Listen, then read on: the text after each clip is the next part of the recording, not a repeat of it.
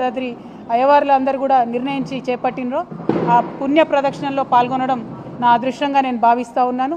50 మంది తెలంగాణ ప్రజలందరూ కూడా మరి మన తెలంగాణలో వెలిసినటువంటి మన లక్ష్మీనారసింహుడి యొక్క గిరి ప్రదక్షిణ చేసుకొని మెట్ల దారి ద్వారా వెళ్ళి మరి స్వామివారిని దర్శనం చేసుకోవాలని చెప్పి మీ ఆడబిడ్డగా మీ అందరిని కూడా కోరుతా ఉన్నాను. ఆయన మన కొంగు బంగారం లాంటోడు, కోరుకున్న కోరికలన్నీ కూడా తీర్చేటటువంటి చల్లని దేవుడు. మరి అటువంటి దేవుడు కేసీఆర్ గారికి సంకల్పం కల్పించి వారికి శక్తినిచ్చి బలాన్నిచ్చి వారి చేత 1200 కోట్లతోని అంగరంగ వైభవంగా తన కోసం ఆలయాన్ని ఆ భగవంతుడు నిర్మింపజేసుకున్నాడు.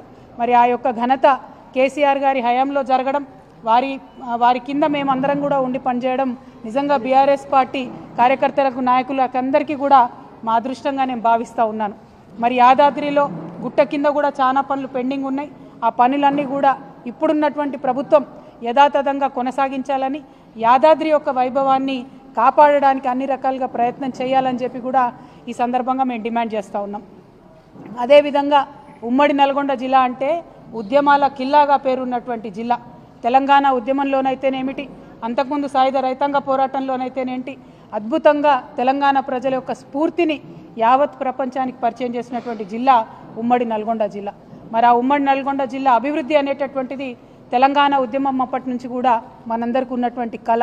ఆ కళను సాకారం చేసుకోవడానికి 2014లో కేసీఆర్ గారి నాయకత్వంలో తెలంగాణ రాష్ట్రం ఏర్పడ్డ తర్వాత నల్గొండ ప్రజలు దీవించి ఆశీర్వదిస్తే బీఆర్ఎస్ పార్టీ గవర్నమెంట్ వచ్చిన తర్వాత నల్గొండ ప్రజలు చల్లగా ఉండాలి, నల్గొండ బిడ్డలందరికీ ఇంటింటికి మంచినీరు అందాలి, ఫ్లోరైడ్తోని కాళ్ళు చేతులు వంకరపోయినటువంటి నా నల్లగొండ బిడ్డలందరూ కూడా మంచి నీళ్లు తాగాలనేటటువంటి మంచి సంకల్పంతో మరి కేసీఆర్ గారు పెద్ద ఎత్తున మిషన్ భగీరథ కార్యక్రమాన్ని చేపట్టి నల్గొండలో ఇంటింటికి నీరిచ్చినటువంటి సంగతి మీ అందరికి కూడా తెలిసిందే. అయితే ఈరోజు మనం గమనించుకోవాల్సింది ఏంటంటే, చాలా గర్వపడాల్సిన విషయం ఏంటంటే, పార్లమెంటు సాక్షిగా నల్గొండలో జీరో ఫ్లోరోసిస్కి తీసుకొచ్చినటువంటి ఘనత బీఆర్ఎస్ది అని చెప్పి పార్లమెంట్ సాక్షిగా చెప్పడం జరిగింది. నిజంగా కూడా గర్వకారణం, ఒక ఇమోషనల్ మూమెంట్. ఇది చాలా సంతోషకరమైన మూమెంట్. ఎందుకంటే 60 ఏండ్లు గోసపడ్డం, ఆనాటి ప్రధానమంత్రి మన్మోహన్ సింగ్ గారి టేబుల్ మీద తీసుకుపోయి నల్గొండ ఫ్లోరైడ్ బాధితుడైనటువంటి పిల్లగాన్ని పండబెట్టి ఇది సార్ మా దుస్థితి అని చెప్పుకొని గొల్లున ఏడిస్తే ఏనాడు కూడా కాంగ్రెస్ వాళ్ళు కరుణించి ఒక వాటర్ ప్లాంట్ పెట్టినటువంటి పాపాన పోలేదు. అటువంటిది 10 సంవత్సరాల కేసీఆర్ పాలనలో కంప్లీట్గా సంపూర్ణంగా ఫ్లోరైడ్ని నివారించడం అంటే నల్గొండలో తరతరాల బిడ్డల కోసం చేసినటువంటి పని ఇది అని నల్గొండ ప్రజలందరికీ కూడా సవినయంగా నేను విజ్ఞప్తి చేస్తూ ఉన్నాను.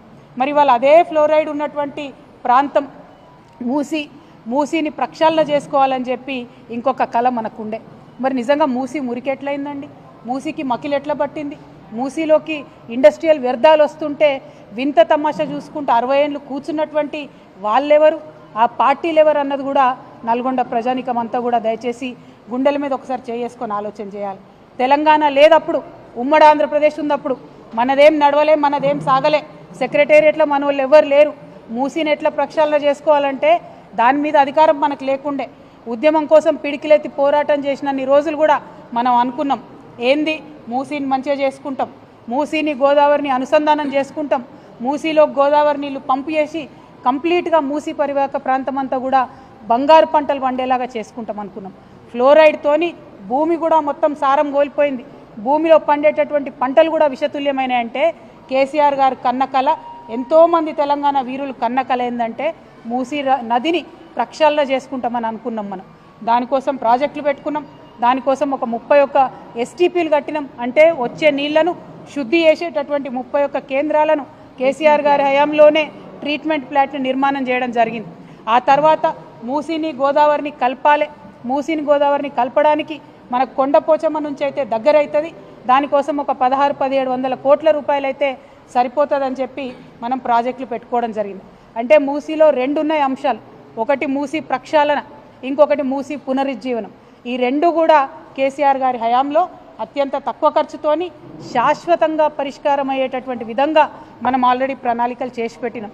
అందులో 31 ఎస్టీపీలు కూడా ఇలా పనిచేస్తున్న విషయం ఇప్పుడున్నటువంటి కాంగ్రెస్ పెద్దలకు కూడా తెలుసు.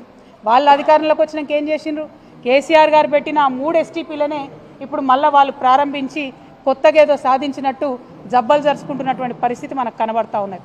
ఇవాళ నల్గొండ జిల్లా ప్రజలకు, ఉమ్మడి నల్గొండ జిల్లా ప్రజలకు, అట్లానే తెలంగాణ ప్రజలకు నేను చెప్పేది ఏంటంటే, మూసీ ప్రక్షాళన కావచ్చు, మూసీ పునరుజ్జీవనం కావచ్చు, రెండు కూడా కేసీఆర్ గారి మదిలోని ఆలోచనలే. దానికి ప్రణాళికలు కూడా సిద్ధమైనాయి. కానీ ఇవాళ కాంగ్రెస్ ఏంటిది, మూసీ అంటే దాన్ని ఒక ఏటీఎం లాగా తయారు చేసుకోవాలి. మూసీ గోదావరికి 1700 కోట్లతోని కొండపోచమ్మ సాగర్ నుంచి దగ్గర దారి లింకేజ్ ఉండంగా 7500 కోట్లు పెట్టి కాంట్రాక్టర్ల కోసం మల్లన్న సాగర్ నుంచి తీసుకొచ్చేటటువంటి సరికొత్త ప్రణాళికను ఇప్పుడు తెర మీదకి తీసుకొస్తా ఉన్నారు. మరి 7500 కోట్ల ప్రజాధనం దుర్వినియోగం చేయడానికైనా ఈ నల్గొండ జిల్లా బిడ్డ ఉత్తమ్ కుమార్ రెడ్డి గారు ఇరిగేషన్ మంత్రిగా ఉన్నారని చెప్పి నేను ఇవాళ ప్రశ్న వేస్తా ఉన్నా. దీనికి ఉత్తమ్ కుమార్ రెడ్డి గారు సమాధానం చెప్పాలి. అంతకుముందున్న ప్రాజెక్టుల ప్రాబ్లం ఏంది?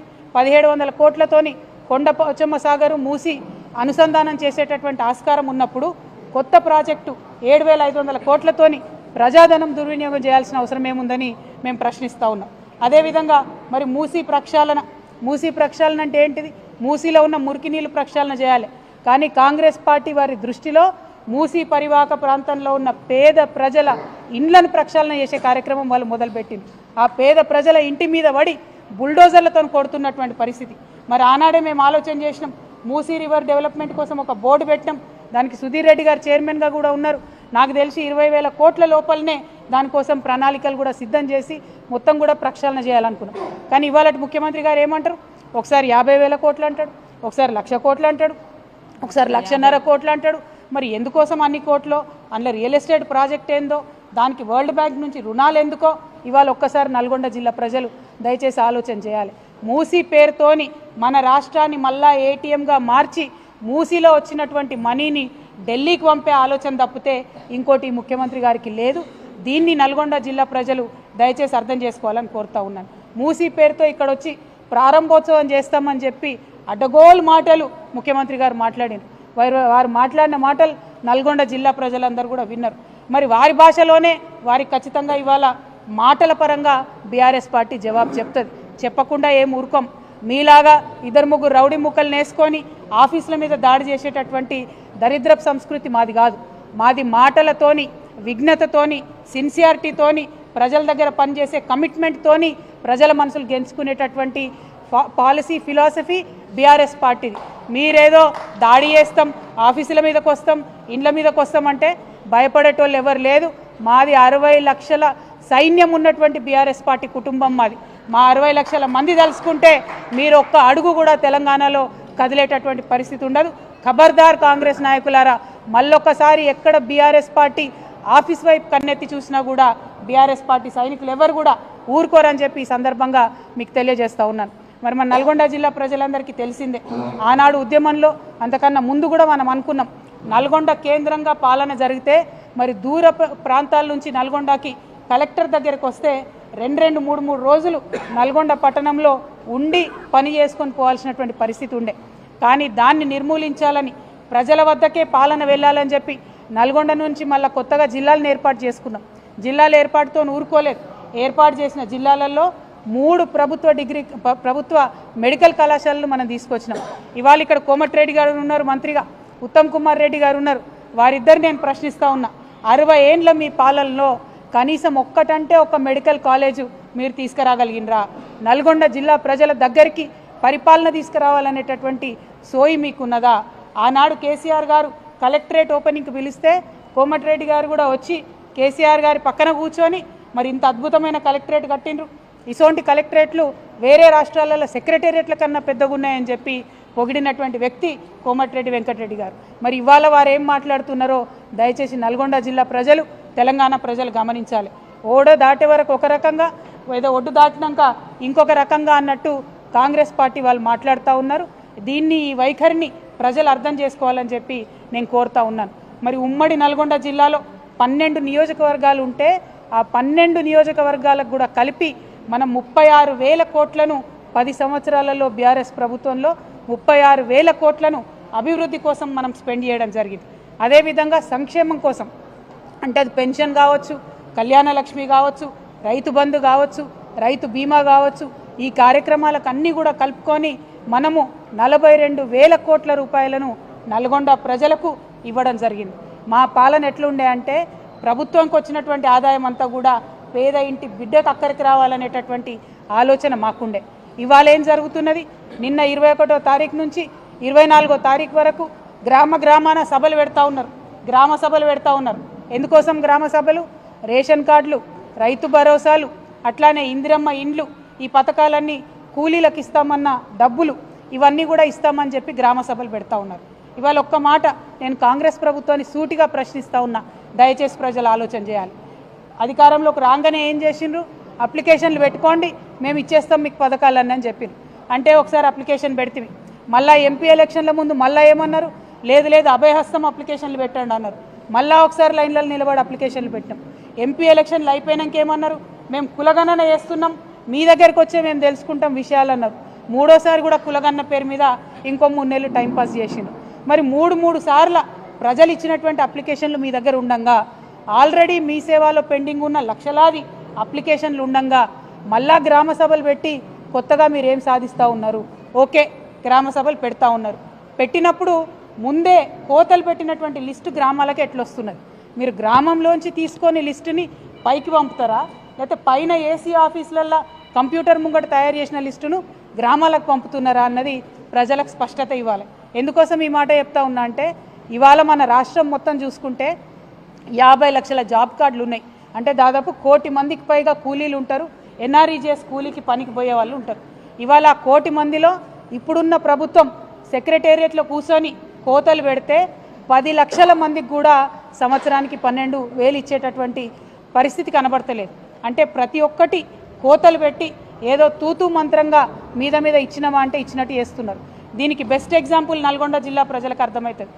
మనకు తెలంగాణలో ఉన్నప్పుడు గత 10 ఏళ్లలో మొత్తం తెలంగాణ రాష్ట్రంలో నల్గొండ జిల్లాలో అత్యధికంగా వరి పంట వండింది, అత్యధికంగా మనం ఇక్కడ పంటలు కొనుగోలు చేయడం జరిగింది. మరి పోయినసారి దేశంలో అత్యధికంగా మన దగ్గర పంట వండింది, మనం కొనుగోలు చేసినాం, చివరి గింజ వరకు కొనుగోలు చేసినాం. మరి పోయినసారి కాంగ్రెస్ ప్రభుత్వం ఎంత కొనుగోలు చేసింది? కనీసం అందులో 10% అన్న కొనుగోలు చేసిందా? ఒక్కసారి నల్గొండ జిల్లా ప్రజలు ఆలోచించాలి. ఇక మన ఉత్తమ్ కుమార్ రెడ్డి అన్న మాట్లాడతాడు, సంక్రాంతికి సన్నబియ్యం ఇస్తాం, సంక్రాంతికి రేషన్ కార్డులు ఇస్తాం, సంక్రాంతి పోయింది, సన్నబియ్యం సంగతి దేవుడికి రేషన్ కార్డులు మళ్ళీ గ్రామ సభలు అంటుండ్రు. అందులో కూడా అప్లై చేసుకున్న వాళ్ళు చాలా మంది ఉన్నారు, 10% మంది కూడా వీళ్ళకి ఇచ్చే ఆలోచన లేదు. ఇవాళ నల్గొండ జిల్లా ప్రజలు మేము రిక్వెస్ట్ చేసేది ఒకటే, మీరు గ్రామ సభలు అటెండ్ అవుతుంటే కంపల్సరీ అధికారుల దగ్గర ఖచ్చితంగా మీ డేటా అంతా నోటీస్ చేసుకోండి. గ్రామ సభలు అయిపోయిన తర్వాత 26వ తారీఖు నాడు వాళ్ళు చెప్పినట్టు మనకు రైతు భరోసా, ఇందిరమ్మ ఆత్మీయ కూలీ పథకం కింద రావాల్సినటువంటి డబ్బులు, రేషన్ కార్డులు, ఇందిరమ్మ ఇల్లు ఇవన్నీ సరిగ్గా వచ్చినాయా? సరే రాకపోతే ఎక్కడికక్కడ గ్రామాలలో కాంగ్రెస్ పార్టీ నాయకుల్ని, కార్యకర్తల్ని నిలదీయవలసిందిగా నల్గొండ జిల్లా ప్రజలకు మేము పిలుపునిస్తూ ఉన్నాం. అదేవిధంగా మరి నల్గొండ జిల్లా అంటేనే ఒకప్పుడు నీళ్ల కోసం కటకలలాడినటువంటి జిల్లా. అందుకనే కేసీఆర్ గారు బాగా ప్రేమతోని ఎస్ఎల్బీసీ అయితే ఏంటిది, మన దగ్గర ఇక్కడ బస్వాపూర్ అయితేనేమిటి, గంధమల్ల అయితేనేమిటి, అన్నిటి మీద కూడా ప్రత్యేక శ్రద్ధ పెట్టి మరి ఆనాడు ప్లాన్ చేసుకోవడం జరిగింది. చాలా పనులు ముందుకు పోయినాయి, ఇంకా కొన్ని కొనసాగుతూ ఉన్నాయి. వీటన్నిటిని కూడా ఎటువంటి పక్షపాతం లేకుండా నీటి ప్రాజెక్టులన్నీ కూడా త్వరితగతిన పూర్తి చేయాలని చెప్పి ఉత్తమ్ కుమార్ రెడ్డి గారిని మేము డిమాండ్ చేస్తూ ఉన్నాం. అదేవిధంగా రాష్ట్ర ముఖ్యమంత్రి గారిని మేము సూటిగా నల్గొండ గడ్డ నుండి ప్రశ్నిస్తూ ఉన్నాం. నల్గొండలో నాగార్జున సాగర్ ఉంటే మరి నాగార్జున సాగర్ 10 ఏళ్ళు కేసీఆర్ గారి దగ్గర ఉన్నప్పుడు left canal, right canal, head regulator అన్నీ కూడా తెలంగాణ ప్రభుత్వమే మేనేజ్ చేసింది. అందుకోసమే ఎటువంటి ఇబ్బంది లేకుండా నాగార్జున సాగర్లో ఎడమ కాలువ నుండి నల్గొండ రైతాంగానికి అంతటికి కూడా మంచిగా 10 ఏళ్ళు నీళ్ళు వచ్చినాయి. ఇవాళ మీరు గత సంవత్సరం నుంచి మీ చేతిలో ప్రాజెక్టు లేదు, కేంద్ర బలగాల కంట్రోల్లోకి వెళ్ళిపోయింది ప్రాజెక్టు. ఇవాళ మన తెలంగాణ ఇంజనీర్లు మరి కుడి కాలువ నుండి ఎన్ని నీళ్లు పోతున్నాయి కొలుద్దామని ఆ పక్కకు పోవాలంటే పోయే పరిస్థితి లేదు. రాణిస్తలేరు ఆంధ్రోళ్ళు, మన అధికారులనే పోతే కొట్టి కేసులు పెట్టేటటువంటి పరిస్థితి ఉన్నది. మరి ఇక్కడ ఇరిగేషన్ శాఖ మంత్రి ఇదే జిల్లా బిడ్డగా ఉండి నాగార్జున సాగర్లో అన్యాయం జరుగుతుంటే ఎట్లా చూస్తూ కూర్చుంటారని చెప్పి మేము ముఖ్యమంత్రి గారిని అడుగుతా ఉన్నాం, ఇరిగేషన్ శాఖ మంత్రి గారిని కూడా అడుగుతా ఉన్నాం. ఇంకా ఎంత దారుణంగా ఉంటుందంటే కాంగ్రెస్ పార్టీ యొక్క వైఖరి, ఈ యాసంగిలో మన నల్గొండ జిల్లాలో ఏదైతే కాళేశ్వరం నుంచి, ఎస్ఆర్ఎస్పి నుంచి, కాకతీయ కెనాల్ నుండి రావాల్సినటువంటి నీటిని ఇవ్వకుండా ఎందుకోసం ఇవ్వలే నీళ్లు? కేసీఆర్ కాళేశ్వరం కట్టిండ్రు, అది పని చేస్తలేదని చెప్పాలనేటటువంటి ఒక కక్షతో తప్ప ఇంకొకటి ఏమి లేదు. కేవలం కేసీఆర్ ఆనవాళ్ళు లేకుండా చేయాలి. కేసీఆర్ అంటే కాళేశ్వరం గుర్తు రావద్దు, కేసీఆర్ అంటే యాదాద్రి గుర్తు రావద్దు, కేసీఆర్ అంటే థర్మల్ పవర్ ప్లాంట్ మనం ఇక్కడ పెట్టినటువంటిది గుర్తుకు రావద్దు. ఇదే ఆలోచనతో మీరు నీళ్ళు ఆపినారు. ఇక్కడ కాళేశ్వరం కింద 3,30,000 ఎకరాలను ఎండబెట్టిండ్రు. నాగార్జున సాగర్ కింద 1,20,000 పైచిలకు ఎకరాలను ఎండబెట్టిండ్రు. నిజంగా సిగ్గుండాలి. రైతుల మీద పగ తీర్చుకుంటున్నారు మీరు.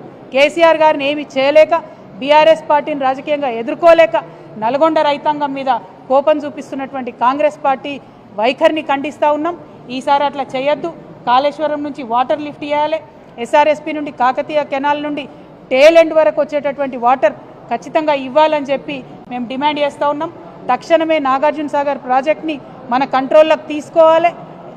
లెఫ్ట్ నుంచి వచ్చే లెఫ్ట్ కాలువ నుండి వచ్చేటటువంటి నీటిని కూడా మన జిల్లాకు వచ్చేలాగా ప్రయత్నం చేయాలని కూడా ఉత్తమ్ కుమార్ రెడ్డి గారిని మేము డిమాండ్ చేస్తూ ఉన్నాం. మరి కేసీఆర్ అంటేనే కాలువలు, చెరువులు, రిజర్వాయర్లని ఒకప్పుడు చెప్పుకున్నాం మనం. అట్లా కాంగ్రెస్ పార్టీ వారి వేగాన్ని అందుకోలేక, నీటి మీద అధ్యయనం చేయలేక, కృష్ణానదిలో కూడా మన వాటాను కాపాడలేనటువంటి పరిస్థితి అలా ఉన్నది. కాబట్టి నల్గొండలో ఉన్నటువంటి మేధావులకు, విద్యార్థులకు, రైతన్నలకు నేను విజ్ఞప్తి చేస్తూ ఉన్నాను. కృష్ణా ట్రిబ్యునల్లో వాదనలు సరిగ్గా కాంగ్రెస్ పార్టీ వినిపించలేకపోతా ఉంది. మీరందరూ కూడా ఒత్తిడి పెంచాలి. ఉత్తమ్ కుమార్ రెడ్డి గారిని వాదనలు సరిగ్గా వినిపించాలని చెప్పి ప్రభుత్వం మీద ఒత్తిడి పెంచాలి. ఎట్ ద సేమ్ టైం మన హక్కుగా మనకు రావాల్సినటువంటి రేషన్ కార్డులు కావచ్చు, వాళ్ళు వాగ్దానాలు ఇచ్చినటువంటి ఏ పథకాలైనా వాటి అమలు కోసం ప్రయత్నం చేయాలి. ఇక చివరిగా మా నల్గొండ ఆడబిడ్డలకు నేను విజ్ఞప్తి చేస్తూ ఉన్నాను. మనకు ఈ కాంగ్రెస్ ప్రభుత్వం వచ్చినప్పటి నుంచి ఆడబిడ్డలకు ఇచ్చిన ఏ ఒక్క వాగ్దానాన్ని కూడా పూర్తి చేయలేదు. అది పెన్షన్ పెంచుతామన్నారు, పెంచలేదు. ఇప్పటికి కూడా గదే కేసీఆర్ పెన్షన్ పాత పైసలే 2,000 నెలకు వస్తున్నాయి తప్పితే తాత అవ్వలకు కొత్తగా పైసలు వస్తలేవు. మాకు బీడీ కార్మికులు ఉంటే వాళ్ళకు పైసలు వస్తలేవు. 18 ఏళ్ళు దాటినటువంటి విద్యార్థులు ఉంటే స్కూటీలు ఇస్తామన్నారు, అవి వస్తలేవు. మా ఆడబిడ్డలకు 2,500 రూపాయలు ఇస్తామన్నారు నెలకు, అవి వస్తలేవు. మరి ఈ విషయంలో ఆడబిడ్డలందరూ కూడా ఆలోచన చేయాలి. పెద్ద ఎత్తున దీని మీద ఉద్యమం చేయాలని చెప్పి నేను మా ఆడబిడ్డలందరినీ కూడా రిక్వెస్ట్ చేస్తూ ఉన్నాను. మరి పథకాలు వాళ్ళు ఇచ్చినామని చెప్పేటటువంటివి కూడా అక్క చెప్తున్నట్టుగా గ్యాస్ పథకం కావచ్చు, విద్యుత్కి సంబంధించినటువంటి సబ్సిడీ కావచ్చు, ఏవైనా కూడా అరకొరగానే అందుతున్నాయి తప్పితే కడుపు నిండా అందుతలేవు. కడుపు నిండా అన్నం పెట్టాలి, కడుపు నిండా ప్రజలకు సంక్షేమ పథకాలు ఇవ్వాలన్నది కేసీఆర్ గారి ఆలోచన అయితే, కోతలు ఎట్లా పెట్టాలనేటటువంటిది కాంగ్రెస్ పార్టీ ఆలోచనగా కొనసాగుతున్నది. కాబట్టి మీ అందరిని నేను రిక్వెస్ట్ చేస్తూ ఉన్నా, కాంగ్రెస్ పార్టీ నాయకులు ఊర్లలోకి వస్తే మా ఆడబిడ్డలు అడగండి, మా కేసీఆర్ కిట్ ఎటుపోయింది? కళ్యాణ లక్ష్మితోని 1,00,000 రూపాయలతో పాటు తులం బంగారం ఇస్తా అన్నారు, మరి అది ఎప్పుడు ఇస్తారని చెప్పి ప్రశ్నించి నిలదీసి నల్గొండ బిడ్డలు రాజకీయ చైతన్యాన్ని ప్రదర్శించాలని చెప్పి నేను మీ అందరినీ కూడా కోరుతా ఉన్నాను.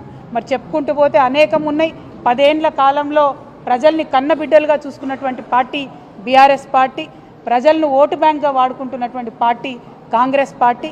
కాబట్టి కాంగ్రెస్ పార్టీ యొక్క వైఖరిని అర్థం చేసుకొని మనకు రావాల్సినటువంటి పనులన్నీ కూడా రాబట్టుకోండి. ఒక బాధ్యత గల ప్రతిపక్షంగా మీ అందరితో పాటు కూడా కలిసి మేము నడుస్తామని మీకు తెలియజేస్తూ మీ అందరి దగ్గర సెలవు తీసుకుంటా ఉన్నాను.